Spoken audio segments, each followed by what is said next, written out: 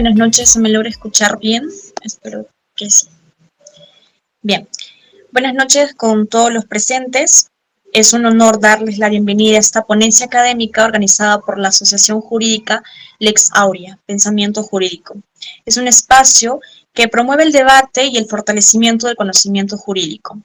En esta oportunidad abordaremos un tema importante, ¿no?, dentro del derecho penal, que es la prescripción de la pena. Una institución jurídica fundamental que limita el poder punitivo del Estado y garantiza seguridad jurídica dentro del sistema penal. Agradecemos profundamente la presencia de todos ustedes y su interés por seguir fortaleciendo su formación jurídica. A continuación, tengo el agrado de presentar a nuestro distinguido ponente de esta noche, el abogado Augusto Yucra Ramos. Cuenta con una destacada formación y trayectoria en el ámbito jurídico. Es abogado por la Universidad Nacional de San Agustín de Arequipa. Es integrante del estudio jurídico Jorge Zúñiga y Asociados. Asimismo, miembro del Ilustre Colegio de Abogados de Arequipa. Diploma en Derecho Penal General, Teoría del Delito por la Universidad Nacional Daniel Alcides Carrión. Asimismo, diplomado en Nuevo Código Procesal Penal, Motivación de Resoluciones Judiciales y Litigación Oral Avanzada, por el Ilustre Colegio de Abogados del Callao. Ha realizado el curso de Prevención del Lavado de Activos y Financiamiento del Terrorismo por el Ministerio de Justicia y Derechos Humanos del Perú. Es ex coordinador académico del área penal en la Pasión por el Derecho y ex coordinador general en doctrina policial. Su trayectoria académica y profesional refleja un fuerte compromiso con el estudio y la difusión del derecho penal. Doctor, es un honor contar con su presencia esta noche y el espacio es suyo. Muchísimas gracias, doctora Carla. Muy buenas noches con todos los presentes. Debo iniciar agradeciendo al Círculo Lex Aurea, Pensamiento Jurídico, y a Diego Isidro Abogados, quienes han tenido la gentileza de invitarme para poder disertar un tema muy importante, un tema trascendental, que espero que al final de la sesión todos podamos haber comprendido esta figura que, para aquellos que recién están comenzando, seguramente se le va a hacer un poco complicado, pero conforme vayamos avanzando, vamos a comprender en su plenitud, espero que sea así, esta figura muy interesante que es la prescripción de la pena. Con su venia, doctora, para poder comenzar a proyectar las diapositivas y la sesión. Adelante, doctor. Muchas gracias, doctora. Bien, estimados colegas, vamos a proyectar las diapositivas y un fuerte abrazo también a mis queridos colegas de Pasco y de Huánuco que se están conectando a esta ponencia. Bien, vamos a proyectar pantalla. Si es que hubiera algún inconveniente, con todo gusto, por favor, les agradecería que me puedan interrumpir respecto a la cámara o el audio. Bien, estimados colegas, el tema de hoy es prescripción de... Ahora, la pregunta es, ¿estamos hablando acaso de la prescripción de la acción penal? ¿Son términos o figuras distintas o iguales? Bueno, lo vamos a conocer en esta sesión. Bien, estimados, voy a arrancar de lleno con esta interesante reflexión y espero también que no solo el día de hoy aprendamos más allá del conocimiento que yo les voy a brindar, sino también que reflexionemos. ¿Por qué? Porque la finalidad básicamente de este tipo de actividades es la crítica, la reflexión y pensar más allá de lo que nosotros sabemos o más allá de lo que simplemente la ley nos dice o nos otorga, probablemente también la jurisprudencia o la doctrina, como es así. Entonces, la pregunta es la siguiente. Si un sicario asesinara a tu madre, ¿qué sanción crees que debería recibir? Esa es una pregunta muy interesante. Imagínate, tu madre, quien te ha pagado los estudios, quien te ha brindado techo, quien te ha dado de comer, te ha cuidado desde pequeño. Imagínate que venga un sicario y le prive de este bien jurídico vida. Entonces, tú como persona, siendo abogado o ya estudiante de Derecho, ¿qué sanción crees que debería recibir este sujeto sicario? En esa línea, estimados colegas, yo tengo obviamente, más allá de ser abogado, y sé que posiblemente le pueda corresponder una determinada pena o sanción, pero más allá, ¿ustedes creen que eso a mí me va a satisfacer o me va a devolver la vida de mi madre? Particularmente creo que no. Entonces, los invito a reflexionar en cuanto a esta pregunta. Siendo así, estimados colegas, si el tema es la prescripción de la pena, es importante saber y de cierto modo filosofar qué es la prescripción o qué entendemos por la prescripción y qué es la pena del mismo modo, porque si hacemos una unión de ambos, vamos a entender qué es la prescripción de la pena. Es la suma y nos va a dar un resultado, ¿correcto? Por eso es que vamos a, en este momento, definir o tratar de comprender qué es la prescripción, estimados colegas.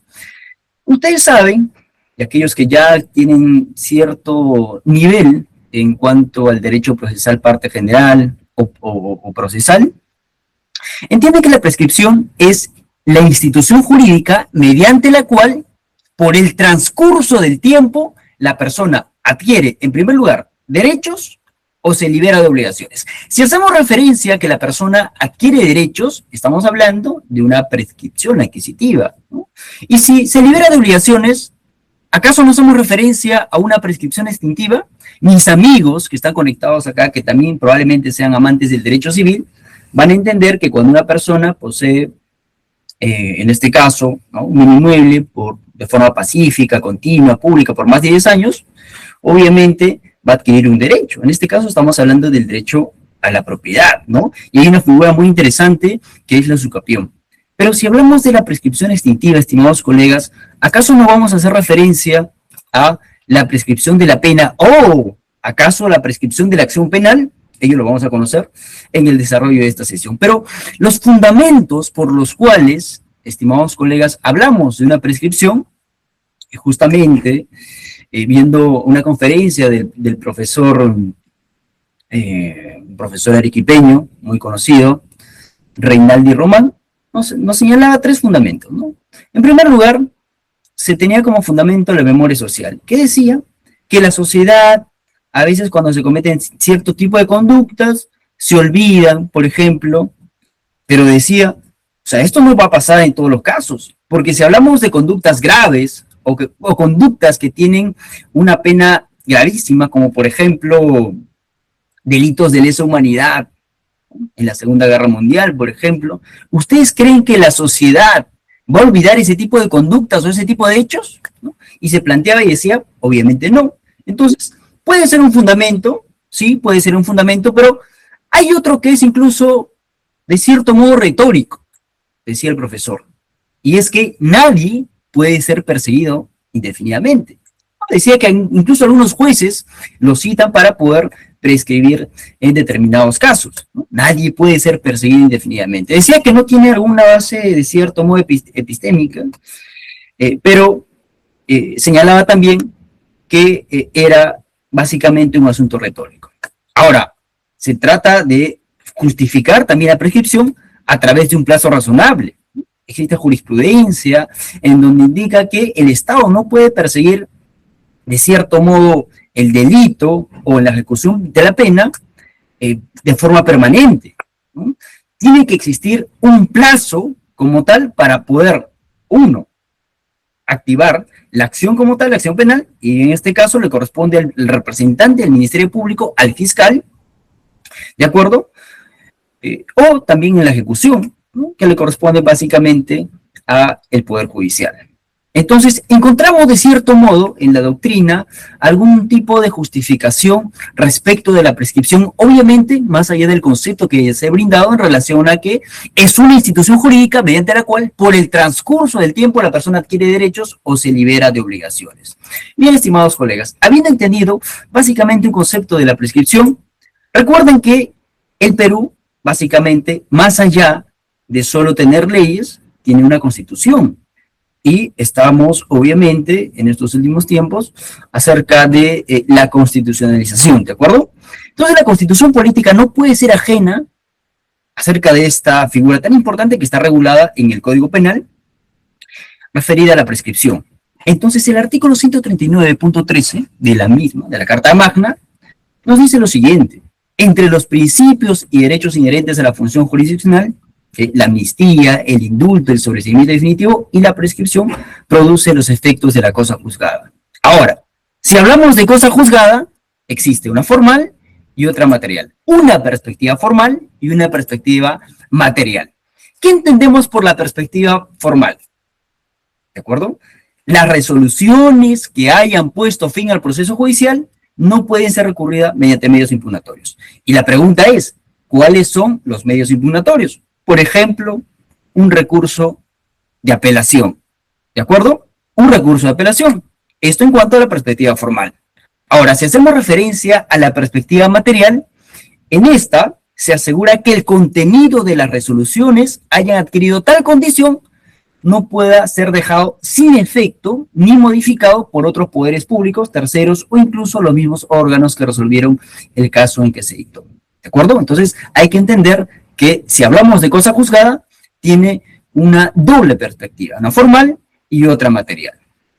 Ahora bien, conocemos el concepto de la prescripción, sabemos de cierto modo que también está en la Carta Magna de la Constitución Política del Perú, pero si hemos conocido ya la prescripción, ahora debemos comprender algo que es incluso más complejo que ello, es la pena.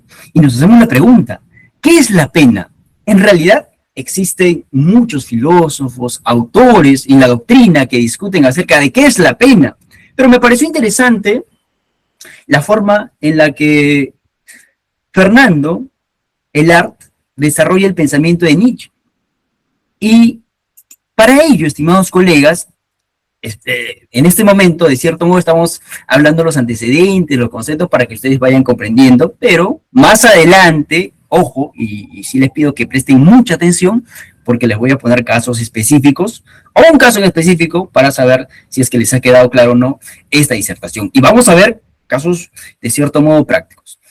Entonces, para que ustedes vayan comprendiendo este concepto, el antecedente, o qué es lo que se entendía hace muchísimos años por la pena. Entonces, si tenía una finalidad, porque recuerden que hablamos acerca de la teoría de los fines de la pena.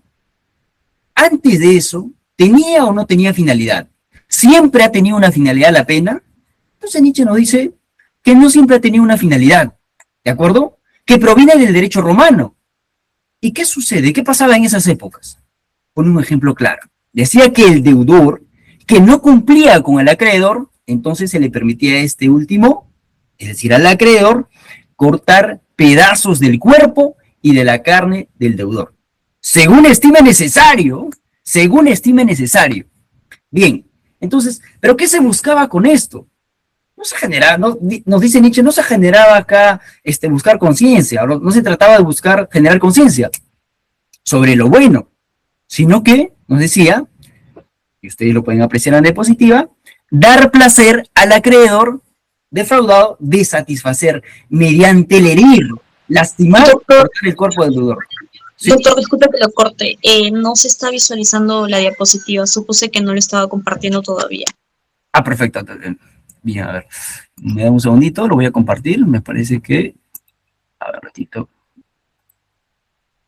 Ahora sí. ¿Me confirman, por favor? Ahora sí se logra ver, doctor. De acuerdo. Gracias, muchas gracias. Bien, estamos aquí. Vamos a continuar. Les estaba diciendo, ¿no? Que la pena en el derecho romano, ¿de qué forma se entendía? Si tenía una finalidad, si no tenía una finalidad, ¿qué es lo que buscaba? Si buscaba generar conciencia sobre lo bueno y lo malo. Ahora vamos a filosofar sobre qué es lo bueno y lo malo. Bueno, yo sé que no es objeto de esta sesión, pero sí es importante saber incluso qué es lo bueno y lo malo, de qué trata básicamente la conciencia, pero como es un tema de la sesión, estamos hablando acerca de la pena. Entonces, ¿qué significaba dar placer al acreedor defraudado de satisfacer su consuelo mediante herir, lastimar o cortar el cuerpo del deudor. Se dan cuenta que estamos hablando acá de una situación muy severa, en donde yo, para satisfacer que el deudor, alguien que me debe cierta cantidad, por ejemplo, no me ha pagado, ¿y qué es lo que corresponde o qué es lo que se me permitía en ese momento? ¿Para qué? Para generarme consuelo, herir. ¿A quién? Al deudor.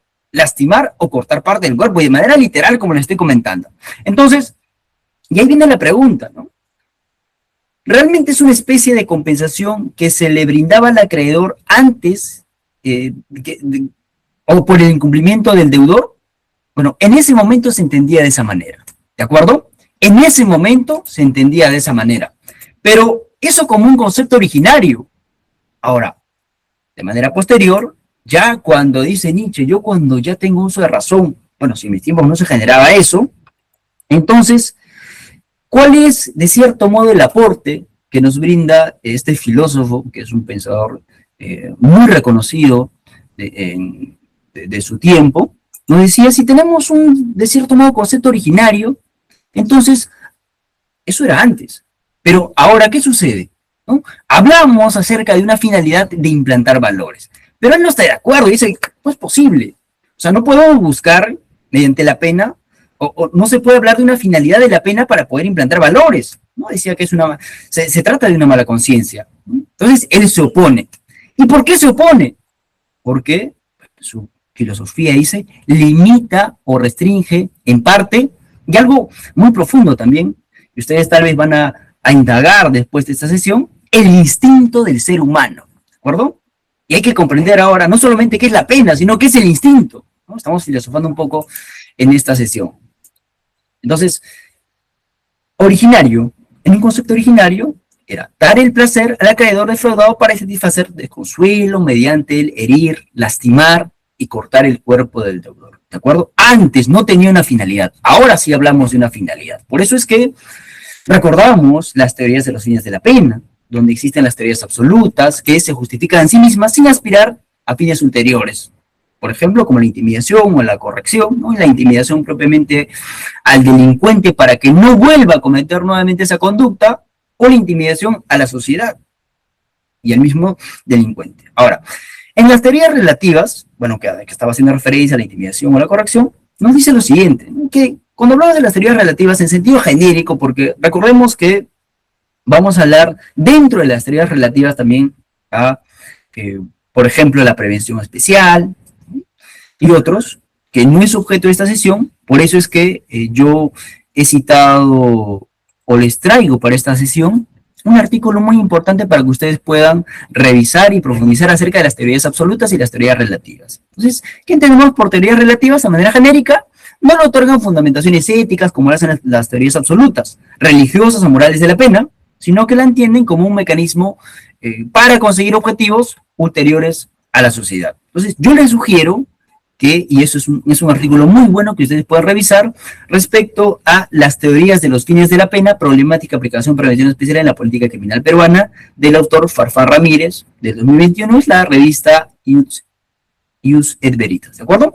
En ese artículo ustedes van a poder profundizar las teorías absolutas, las teorías relativas, y sobre todo van a entender cuál es la teoría que acoge el Perú, ¿de acuerdo? Entonces, tal vez pueden recordar ustedes que uno de los fines de la pena es la resocialización, la reinserción del delincuente a la sociedad, ¿no? Eso a manera de colación en relación al tema que estamos desarrollando. Ahora bien, una vez que hemos comprendido ya los conceptos de prescripción, de pena, vamos a entrar de lleno a nuestro Código Penal, ¿ya? Porque no podemos hablar de prescripción ni de pena si no tenemos la ley en la mano. Bien, la prescripción de la pena en el Código Penal. ¿Dónde se encuentra regulada, estimados colegas? En el artículo 80, ¿ya? ¿Cuándo se aplica la prescripción de la acción penal? Ojo, no estoy hablando de la prescripción de la pena. ¿Por qué es importante que ustedes presten mucha atención? Porque esto nos va a servir también para poder fijar la prescripción en la ejecución de la pena, ¿de acuerdo? La prescripción de la pena como tal. Ahora, como ustedes pueden apreciar, estimados colegas, en la diapositiva, traigo de cierto modo conceptos, pero también les traigo ejemplos para poder comprender mejor cada uno de cuándo se aplica la prescripción de la acción penal en el Código. Ahora, artículo 80. Primer supuesto, nos dice, la acción penal prescribe en un tiempo igual, ojo, en un tiempo igual al máximo de la pena fijada para la ley para el delito, por la ley para el delito, si es privativa de libertad. Ahora viene, usted dice, oye, pero que estamos hablando acá de solamente conceptos. Vamos a la práctica. Entonces, el artículo 202 del mismo Código Penal nos habla acerca de la usurpación, ¿no? El tipo penal de usurpación. ¿Qué nos dice ese tipo penal?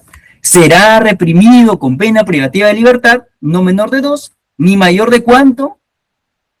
De 5 años. ¿Qué nos dice? Un primer supuesto, porque hay otros supuestos, dice 1, literal 1, 2, 3 o 4. El que para apropiarse de todo o en parte de un inmueble destruye o altera las literas del mismo. ¿Ya? Eso no es importante. Lo que importa es cuál es el máximo de la pena fijada por la ley para el delito de usurpación. Estamos estableciendo que 5 años, ¿de acuerdo? Es decir, si es que el Ministerio Público no persigue el delito, o mejor dicho, si es que, a ver, yo usurpo un lugar, ¿no? Ingreso, porque en la usurpación recordemos que se discute no la propiedad, sino la posesión. Yo ingreso a un lugar, quiero apropiarme en todo o en parte de un inmueble, destruyo o altero un interior. Bueno, lo altero y me voy. Simplemente pasa eso. Ahora, estamos hablando acá tal vez de un delito permanente, eso lo vamos a ver después. Pero, ¿qué sucede? Bueno, no tomo la posesión, simplemente lo altero y me alejo. ¿De acuerdo? Me altero y le alejo. Realizo esa conducta típica. En ese momento tal vez estamos hablando de un acto de consumación. ¿Ya? Pero, ¿qué pasa? Pasan 10 años y recién a los 10 años se interpone una denuncia, tal vez se aperturan diligencias preliminares y posteriormente se formaliza la investigación. Oh, ¿pero qué ha pasado? Se han olvidado de determinar si es que ha prescrito la acción penal para poder perseguir el delito de usurpación. Entonces, si estamos hablando ya no de 5 años, sino de 10 años, es evidente que la acción penal prescribe en un tiempo igual al máximo de la pena fijada por ley para el delito. ¿Ya? Si es privativa de libertad, en el presente caso, ¿estamos hablando de algo privativo de libertad? Sí, estamos hablando de algo privativo de libertad. Ahora, cuando hablamos de un concurso real de delitos, ahora, lo último que ha estado sonando, ustedes colegas se acordarán del caso, de un caso muy interesante, ¿verdad? El caso Adrián, donde un joven, mayor de 21 años, bueno, 21 años y meses aproximadamente, está conduciendo un vehículo, no se sabe con exactitud si está en estado de ebriedad, si se ha dormido, eso es materia de investigación, pero ¿qué sucede? Atropella a una señorita que es deportista calificada, la atropella y le provoca la muerte. ¿Ah? Ese atropello le causa la muerte a esta señorita. Entonces, estamos hablando acá probablemente de un homicidio culposo. No digo probablemente porque eso es algo que va a tener que determinar la justicia. ¿De acuerdo? Entonces, estamos hablando probablemente de un delito de homicidio culposo. Ahora, luego de este acto, estimados colegas, ¿qué pasa? El señor, según la hipótesis de la fiscalía, ojo, según la hipótesis de la fiscalía, ustedes pueden discrepar, yo sé que ustedes han visto los medios de comunicación, etcétera, según lo que dice la hipótesis de la fiscalía, es que después de atropellar con el vehículo, se da la fuga, ¿no? Omisión al socorro, y dicen, bueno, fuga de accidente de tránsito. Ya. Ahora, para determinar si estamos hablando acá de un concurso ideal, de un concurso real, es importante que ustedes tengan en cuenta este concepto, sobre todo para comprender el caso que les he comentado, más allá de la teoría que estamos dando ahora. Un mismo autor con una pluralidad de acciones independientes entre sí. Realiza a su vez varios delitos autónomos. Ojo, primer requisito, un mismo autor. Segundo requisito, pluralidad de acciones independientes, ¿de acuerdo? Y varios delitos autónomos. En este caso, ¿cuál es la pluralidad de acciones? Uno, como tal, el atropello que ha ocasionado la comisión presuntamente del delito de homicidio culposo. Ya, hasta ahí es una acción, ojo, y viene la otra acción, que es la de omisión de socorro. Estamos hablando acá de dos delitos o dos acciones independientes, ¿de acuerdo? Estamos hablando de dos acciones independientes. ¿Un mismo autor? Sí. ¿Pluralidad de acciones? Sí. Porque la primera acción ya ha terminado, ¿no? La primera acción ya, la del homicidio culposo, ya se ha, de cierto modo, ya culminado, y por eso es que estamos hablando de otra acción. Ahora, varios delitos autónomos, por supuesto, homicidio culposo y omisión al socorro. Son dos delitos autónomos. Entonces, eso, estimados colegas, quiero que lo tengan en cuenta para poder determinar la prescripción de la acción penal. Respecto de, en el caso del concurso real de delitos, las acciones prescriben separadamente en el plazo señalado para cada uno. Obviamente, para el delito de homicidio culposo, probablemente sea de 4 a 6 años, para omisión al socorro hasta 4 años, probablemente, se dan cuenta que está fijando la norma y te dice que las acciones van a prescribir separadamente por el plazo señalado para cada uno, ¿no? Son delitos, acciones independientes y delitos autónomos. Ahora, la prescripción no será mayor de 20 años. Esto es importante porque seguidamente vamos a entender que tratándose de delitos sancionados con cadena perpetua o de cadena perpetua, la acción se extingue a los 30 años. Un delito que hable acerca, o que sancione, mejor dicho, con cadena perpetua. Hablábamos de probablemente la violación a un menor de 12 años de edad, ¿no? El tipo penal fija la imposición de la pena más grave, que es la cadena perpetua, para el sujeto activo que comete, infringe este tipo penal. En este caso, la violación de un menor de 12 años, de 10 años de edad. ¿Qué sucede? Un supuesto específico, ¿no? Si es que la conducta se comete el día de hoy, se consuma en el día de hoy, y pasan 30 años, ¿no? El sujeto tiene 20, más adelante tendrá 50, 60, 70, y a los 80 años recién se interpone la denuncia. Obviamente, y recuerden, el delito sanciona con cadena perpetua, pero la ley te fija y te dice, bueno, si han pasado 30 años y no se ha activado el proceso penal, entonces va a prescribir, así tenga una sanción grave como es la cadena perpetua. Entonces, vamos a ahora avanzar, y en los casos del delito de omisión a la asistencia familiar, el plazo de prescripción se duplica, ¿no? Se duplica, es decir, por 2, ¿de acuerdo? ¿Qué nos dice el artículo 149? Omisión de prestación de alimentos. El que omite cumplir su obligación de prestar los alimentos que establece una resolución judicial será reprimido con pena privativa de libertad no mayor de 3 años o con prestación de servicio comunitario. Recuerden que es en un tiempo igual al máximo de la pena fijada por ley. Entonces, ¿cuánto es el máximo de la pena fijada por ley? De 3 años. Se duplica y son 6 años para que prescriba este delito.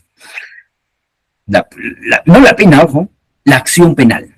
Ahora, en los delitos que merezcan otras penas, la acción prescribe a los 2 años. Y ustedes se preguntarán, ya, ¿cuáles son aquellos otros delitos que merezcan otras penas distintas a las privativas de libertad, por ejemplo, ¿no? La injuria, el artículo 130 del Código Penal nos dice, el que ofende, ultraja a una persona con palabras, gestos o vías de hecho será punido con una prestación de servicio comunitario, 40 jornadas o 60 a 90 días multas.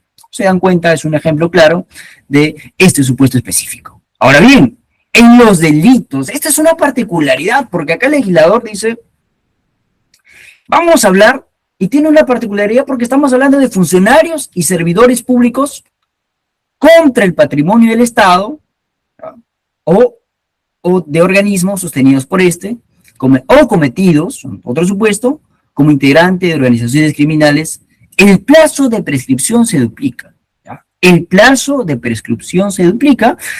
¿Por qué tienen esas características? Y el legislador ha dicho, oye, estamos hablando de funcionarios que, de cierto modo, afectan el patrimonio del Estado. Entonces, solo en estos supuestos o en este tipo penal, ¿qué va a pasar?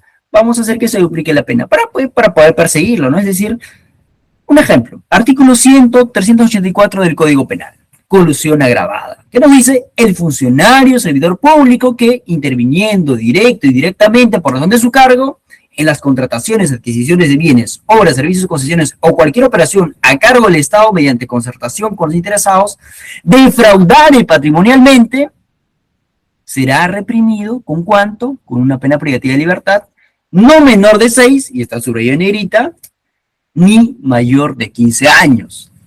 Entonces, si en este supuesto se duplica el máximo de la pena fijada por la ley para este delito, probablemente estamos hablando de 30 años, ¿no? Pero hay de cierto modo, tope específico que es el de 20. Ahora, tratándose de delitos de cadena perpetua, recuerden, es de 30 años. Vamos a delimitar eso. Bien, entonces, respondamos a la pregunta. ¿Cuándo prescribe la acción penal? Estos son los supuestos, estimados doctores, por los cuales se va a prescribir la acción penal. Entonces, me parece que hasta ahí está claro, porque les he puesto igual ejemplos para que ustedes puedan comprender. ¿Existe la reducción de plazos de prescripción? Un ejemplo, volvamos al caso del chico que estaba manejando y ya generó un accidente de tránsito. ¿De acuerdo? Ustedes, si han estado al tanto de los medios de comunicación, han comprendido que había un dilema, ¿no? ¿Cuántos años tiene el chico? ¿Tiene 21? ¿Tiene 21 y más? ¿O solamente tiene 21? Y si es 21, ¿acaso no esto le genera un beneficio para la determinación judicial de la pena? Entonces, eso es un tema obviamente aparte. Pero nos sirve también para poder determinar si es que se reduce o no los plazos de prescripción. Por eso es que el artículo 81 nos dice lo siguiente: los plazos de prescripción se reducen a la mitad cuando el agente tenía menos de 21 años. Escuchen, menos de 21 años. Ahora, si has cumplido 21 años y un mes o 2 meses, obviamente estás fuera de este supuesto. Y no vamos a hablar de una reducción del plazo de prescripción a la mitad. Ahora, si eres un señor mayor, es un señor de 65 años de edad, tiene 66 años de edad, ¿le favorece o no lo favorece la reducción del plazo de prescripción? Por supuesto. Mi tío, por ejemplo, que tiene ya casi 80 años, ¿no? De cierto modo comete un delito, y obviamente le voy a decir, oye, mira, ¿sabes qué? Esto te favorece, ¿no? Porque vamos a reducir el plazo de prescripción, la ley lo dice, el artículo 81. Y el homicidio culposo, ¿no? Trayendo a colación el caso, pues ustedes también para que puedan de cierto modo comprender esta situación. El que por culpa ocasiona la muerte de una persona será reprimido con pena privativa de libertad no mayor de 2 años o con prestación de servicios comunitarios 50 a 104 jornadas, ¿no? Fíjense, 2 años, la reducción a la mitad sería de 1 año. Ya es un supuesto hipotético también para que ustedes puedan comprender. Ojo, es una característica importante para que ustedes tengan en cuenta cuándo es que va a existir la reducción del plazo de prescripción. ¿De acuerdo? Al tiempo de la comisión del hecho punible.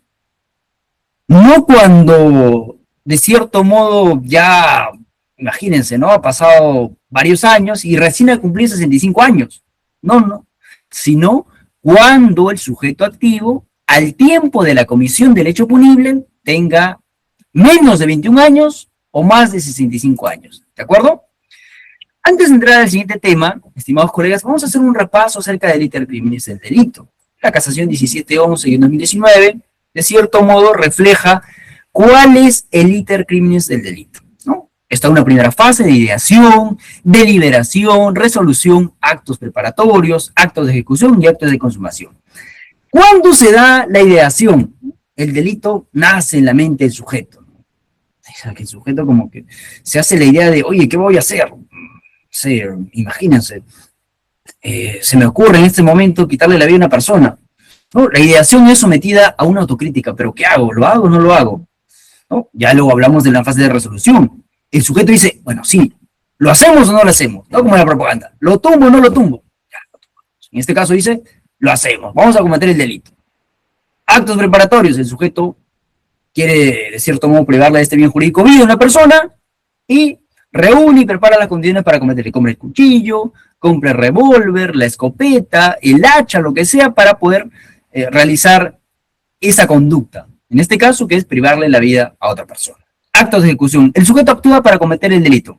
Cabe tentativa cuando el delito no se consuma. Y eso me trae a colación, por ejemplo, a los supuestos de flagrancia, ¿no?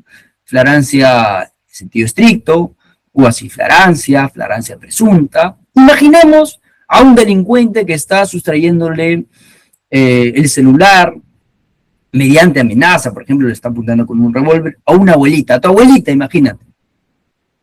Y en ese momento llega la policía y lo detiene a este sujeto. Detenido, detención en flagrancia, lo lleva a la comisaría. Oye, le has estado apuntando con la pistola a una abuelita y le has querido sustraer su iPhone, sus 5.000 soles que tenía en la cartera. Sí, sí es cierto, jefe, yo he sido ya. Entonces, en ese momento, estimados colegas, no se ha producido la consumación, ¿no? Estamos hablando acá de una tentativa como tal. La consumación se da básicamente cuando no llega el policía y este sujeto se lleva los 5.000 soles y la cartera y tiene su dominio, ¿de acuerdo? Ya alejado del lugar, se va a su casa, es más, con esos 5.000 soles adquiere otro iPhone, no sé, lo que sea y se compra, ¿no? Ya tiene en su dominio este bien que le ha, de cierto modo, sustraído a esta persona.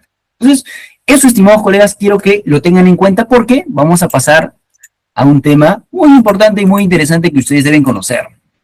Más allá, claro, de la abstracción que ya le estaba comentando, la justificación, el concepto de la prescripción y la pena, ahora vamos a tocar el inicio de plazo de prescripción. ¿Cuándo comienza? ¿Cuándo se da comienzo? Nos dice acá el código, el artículo 82, en la tentativa desde el día en que cesó la actividad delictuosa. En el delito instantáneo, a partir del día en que se consumó. En el delito continuado, desde el día en que terminó la actividad delictuosa. Y, cuarto, en el delito permanente, a partir del día en que cesó la permanencia. Y ustedes me dirán, oye, pero está bien, conocemos lo que dice el código, pero vamos con los ejemplos, ¿de acuerdo? Para poder comprender de qué trata cada uno de ellos. Roxin, y no estoy hablando de Roxin, nuestro amigo dogmático de Alemania, sino un Roxin peruano, porque es tan apasionado del padre en el derecho penal que a su hijo decide llamarlo Roxin, pero lamentablemente no le da, de cierto modo, los recursos económicos y Roxin tiene que ganarse la vida como sea, entonces decide robar un celular. Se acerca una persona en la calle y trata de arrebatar el teléfono, pero en ese momento llega un policía y lo detiene antes de que logre quitárselo. Estamos hablando acá de una tentativa. Delito instantáneo, a partir del día en que se consumó. Juan dispara contra Carlos y lo mata en ese momento. Es un delito instantáneo. Ahora, un delito continuado se da cuando un trabajador de una tienda sustrae pequeños productos de un almacén cada semana durante un mes con la intención de venderlos, ¿no? Cuando es que termina la actividad delictuosa, el último día, estimados colegas, que sustrae ese pequeño producto, ¿no? Ese último día es que, de cierto modo, va a iniciar el plazo de la prescripción. Ahora, en un delito permanente, estimados, a partir del día en que cesó la permanencia. ¿Y cuando hablamos de un delito permanente, por ejemplo, no?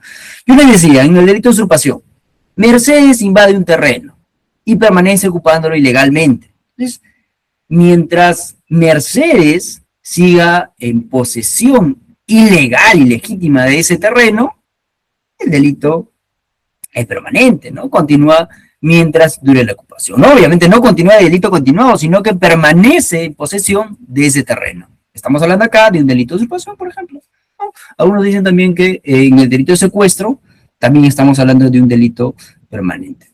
Ahora, vamos a pasar a cuándo se interrumpe, porque recuerden que la prescripción también se interrumpe. Y aquí hay un tema interesante, estimados colegas, que vamos a conocer, porque, bueno, en este o en el siguiente tema, porque ya hay un pronunciamiento del Tribunal Constitucional, no cerca de la interrupción, ¿de acuerdo? Sino cerca de la suspensión.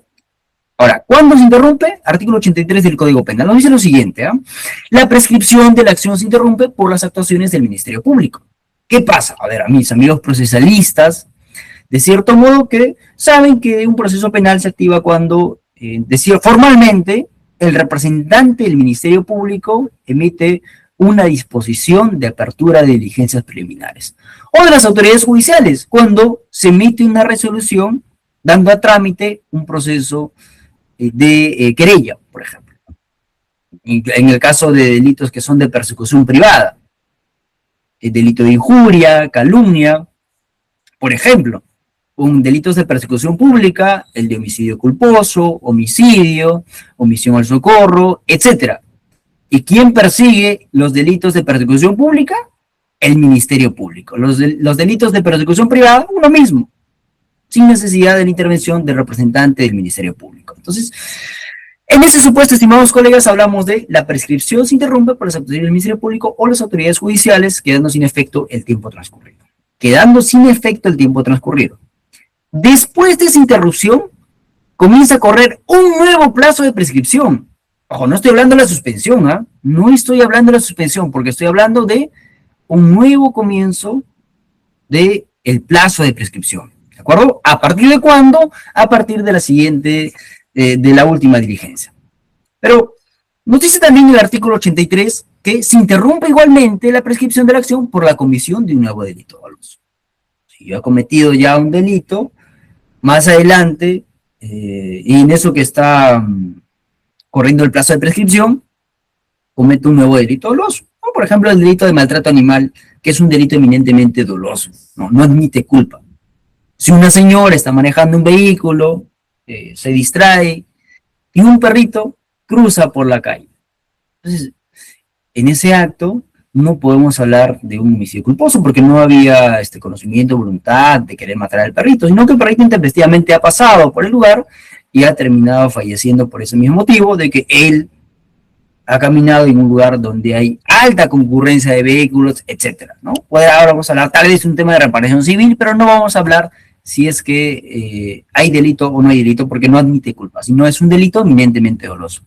Ahora bien, sin embargo, nos dice el artículo 83, la acción penal prescribe, en todo caso, cuando el tiempo transcurrido sobrepasa en una mitad al plazo ordinario de la prescripción. Es una prescripción que extraordinaria, ¿no? Una prescripción ordinaria, estimados colegas, hablamos cuando se toma en cuenta el plazo máximo, mejor dicho, la pena en el extremo máximo fijada por la ley. Pero, si hablamos de una prescripción de la acción penal extraordinaria, se suma una mitad al plazo ordinario de la prescripción. ¿De acuerdo? Una mitad al plazo ordinario de la prescripción. Entonces, eso, estimados colegas, para que ustedes lo tengan en cuenta. Yo les hablaba de la interrupción, pero ahora, para poder diferenciar estas dos categorías, les voy a hablar acerca de la suspensión de la prescripción, porque es importante también que ustedes lo tengan en cuenta. ¿De acuerdo? Bien. No se pierdan porque todavía no he entrado al tema de la prescripción de la pena. Va a ser más sencillo para ustedes comprender la suspensión de la pena como tal, mejor dicho, la prescripción de la pena, luego de haber escuchado ya la prescripción de la acción penal. Y les voy a decir por qué. Obviamente ya dentro de unos minutos vamos a entrar a ese tema que es también sumamente importante. ¿Hay suspensión de la prescripción? Por supuesto. ¿Cuándo se suspende? El artículo 84 nos dice lo siguiente. El comienzo o la continuación del proceso penal depende de cualquier cuestión que deba resolverse en otro procedimiento, ¿no? Se considera en suspenso la prescripción.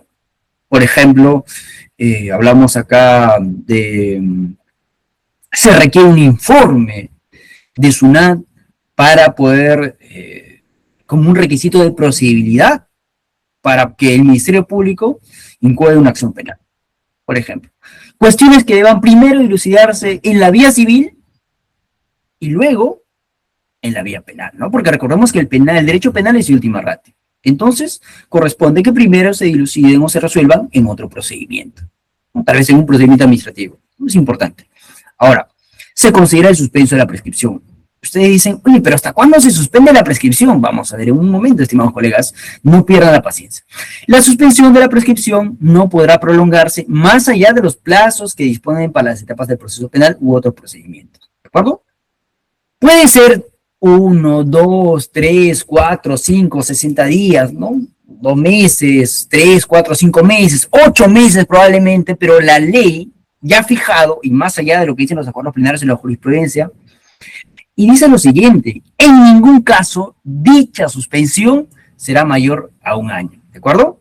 Dicha suspensión en ningún caso será mayor a 1 año. Así que, estimados colegas, si es que hay una suspensión de la prescripción, a ese plazo extraordinario de la prescripción, es decir, el caso, súmenle 1 año, ¿de acuerdo? Entonces, cuando ya, de cierto modo, ya hablamos de una formalización, de una investigación preparatoria, de una etapa intermedia, de una etapa judicial, en ningún caso la suspensión será mayor de 1 año, ¿de acuerdo? Entonces, entiende que ya se ha suspendido y agrégale 1 año más para el cómputo del cálculo de la prescripción de la acción penal.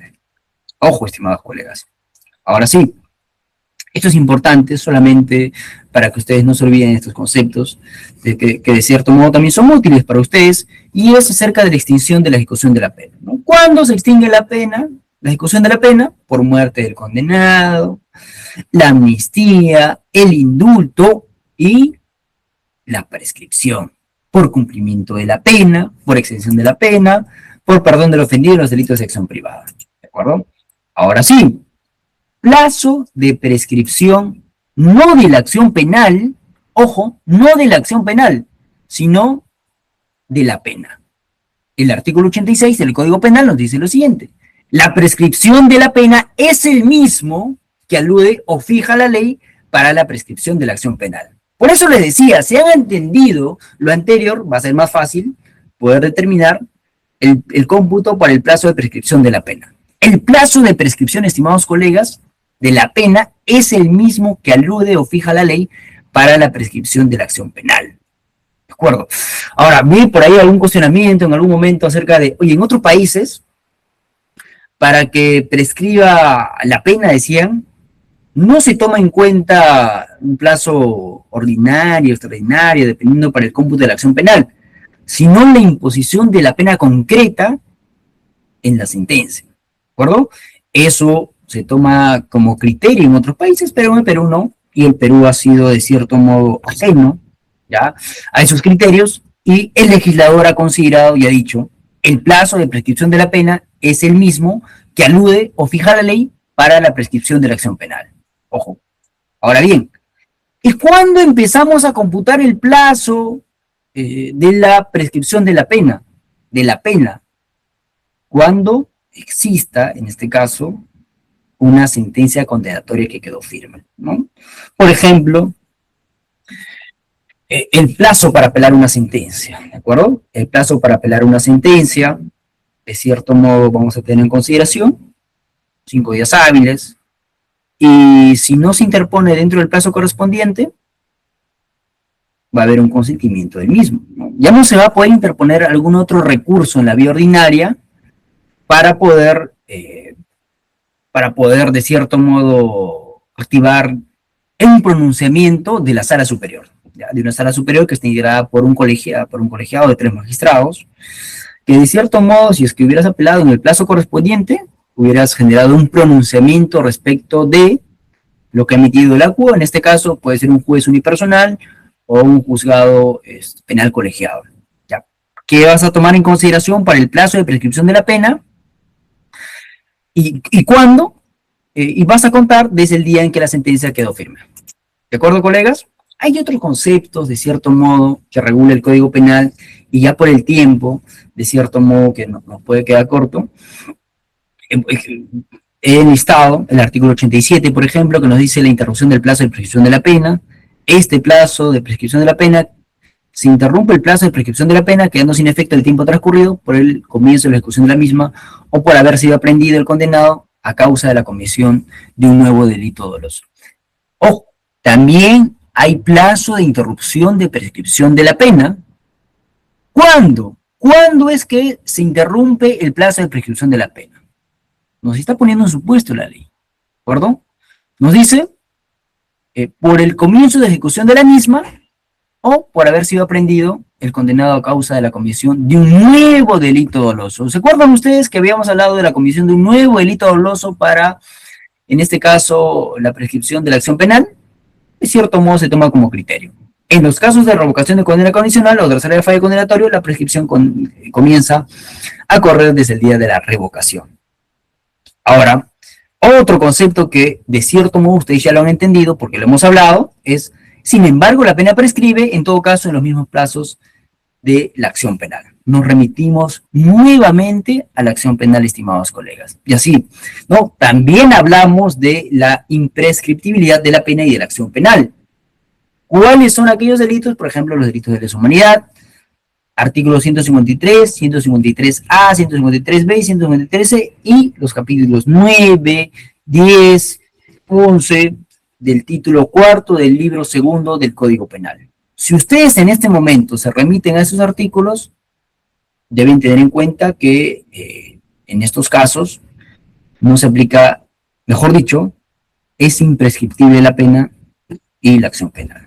Ahora, yo he revisado jurisprudencia, incluso hay discusión, la doctrina, acerca de, oye, pero esto de cierto modo no es, no afecta un tema de un principio de igualdad y no a la discriminación, por ejemplo.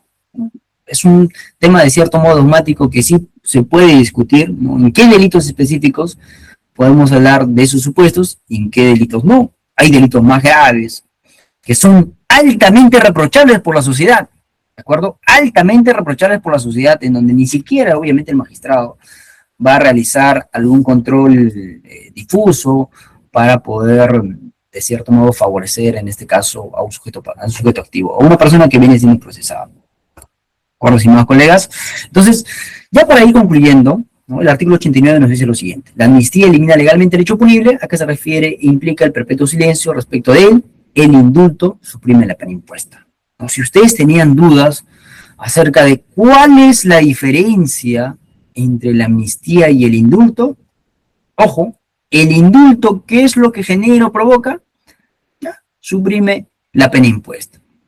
La amnistía, en cambio, estimados colegas, elimina legalmente el hecho punible, ¿no? ¿A qué se refiere? Implica el perpetuo silencio respecto de él. Amnistía, amnesia, olvido. Es decir, acá no ha ocurrido nada.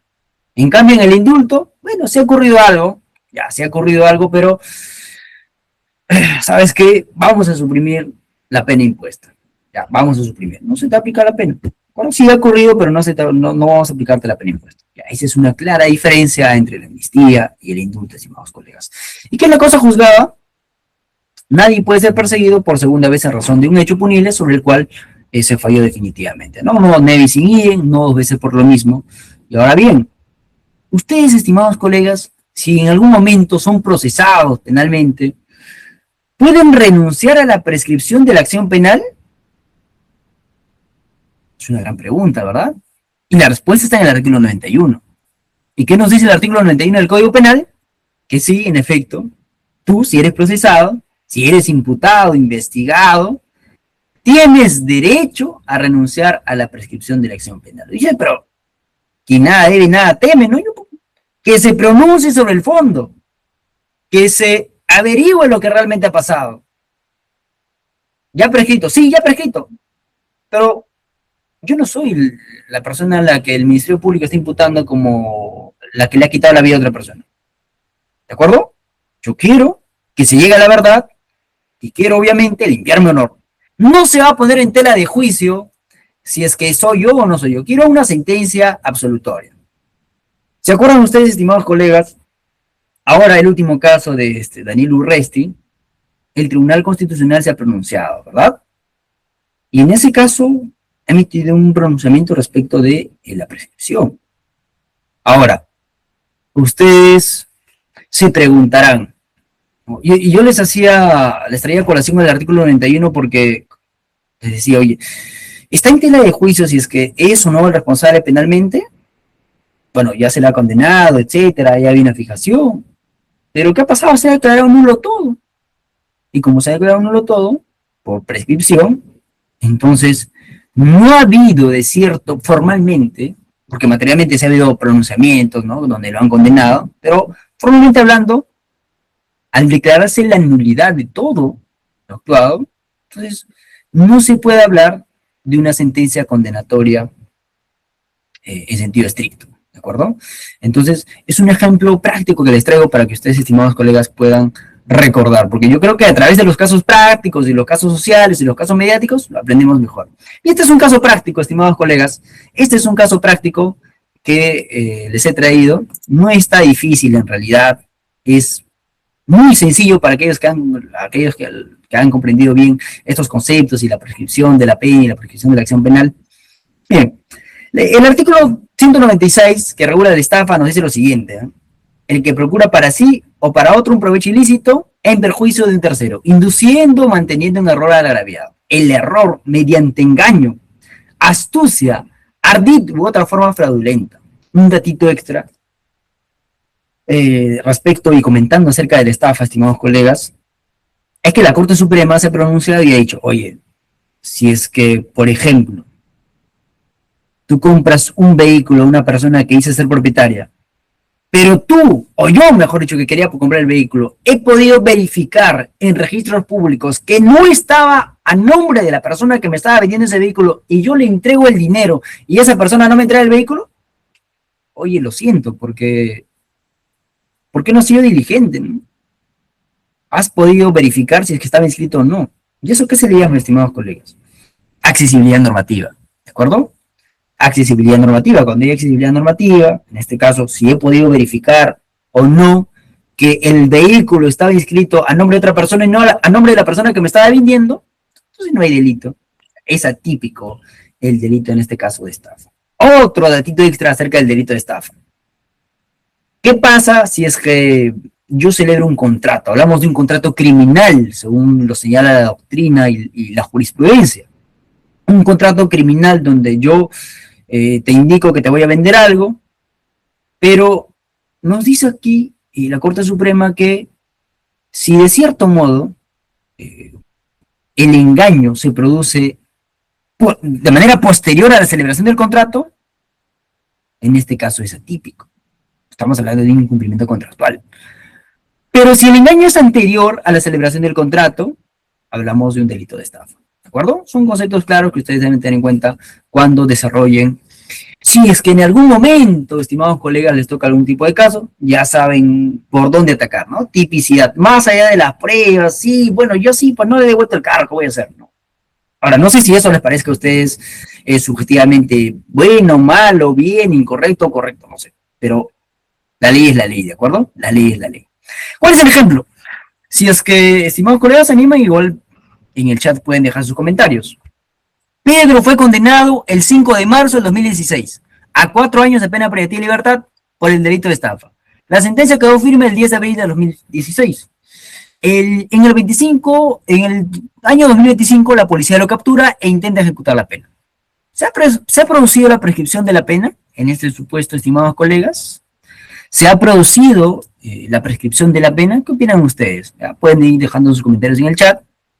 ¿De acuerdo? Me gustaría también al final leer sus respuestas. Pero analicemos.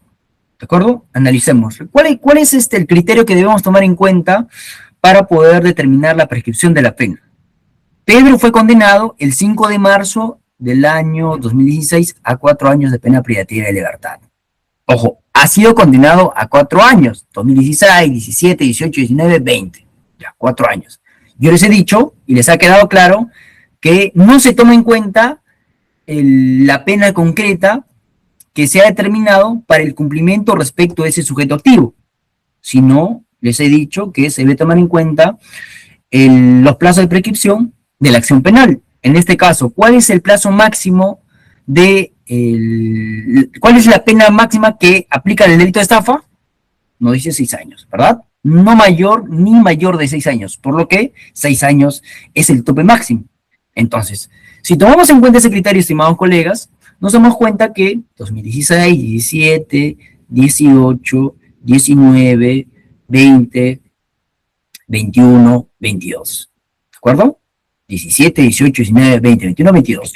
Ojo, 22. ¿Y cuándo es que lo captura la policía, estado prófugo, y se intenta ejecutar la pena? El 2025.